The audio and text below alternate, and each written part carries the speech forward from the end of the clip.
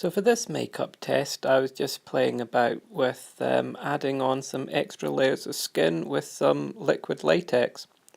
So the first thing I'm doing here is using water-based Snazaroo FX paints, and I'm just dabbing on different layers of reds and purples and blues in order to build up a general area of bruising. And I just use an old paintbrush for that, and stippling it on in order to get a kind of mottled, bruised effect, which using this kind of paint you find that you'll actually take off some of the colour that you've already applied with the paintbrush, but it works quite well in order to build up a bruised effect. Starting using, once I've got reds and blues and purples, then using a bit of yellow here to add some more of that blood drained effect, or pooled blood that you get round the edges of bruising.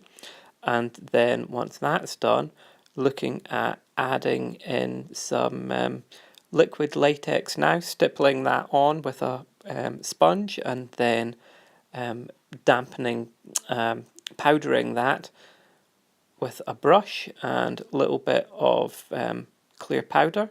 Once that's dry, we can then pick that apart with, these are just clay sculpting tools, and I'm just picking it, ripping the edges of the liquid latex once it's been dried and powdered, and by doing that you can make little cuts, and then I'm painting inside the cuts here.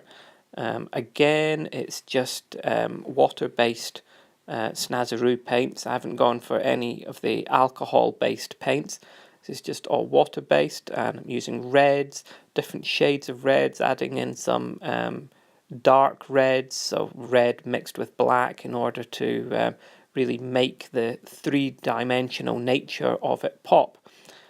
Once that's done, I'm going to build up, mix up some blood, which is really, it's just Karo syrup, Caro syrup, however you say it, or corn syrup, mixed with some red food colouring, and a little bit of cocoa powder for darkness, because blood, really, you want it to be nice and dark red. And then once that's ready, I'm going to start painting that inside the cut.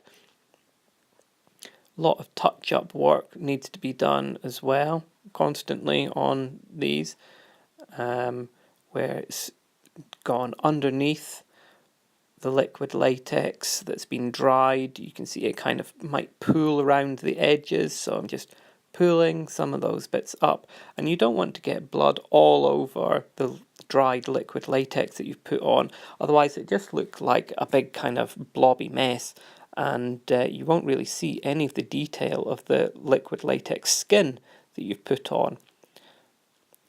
But then once that's done, we can then have a bit of a play around, and here it's as if I've got a really bad graze and I've got a splinter stuck inside this cut.